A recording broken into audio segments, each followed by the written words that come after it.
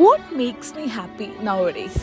അങ്ങനെ 3 വർഷത്തെ നഴ്സിംഗ് ലൈഫിൽ നമുക്ക് ആകെക്കൂടെ കിട്ടിയതാണ് കുറച്ച് ബുക്സും അസൈൻമെൻറ്റും കെയർ പ്ലാനും ഒക്കെ. ഇതിൻ്റെ ആവശ്യം ഇനി എന്തായാലും നമുക്കില്ല, ഫൈനൽ ഇയർ ആയല്ലോ. So we guys are decided to sell the books and have some mandi.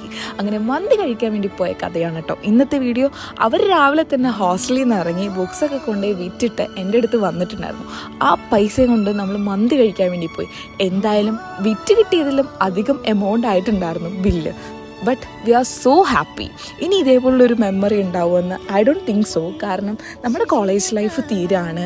And these are my friends since past 3 years.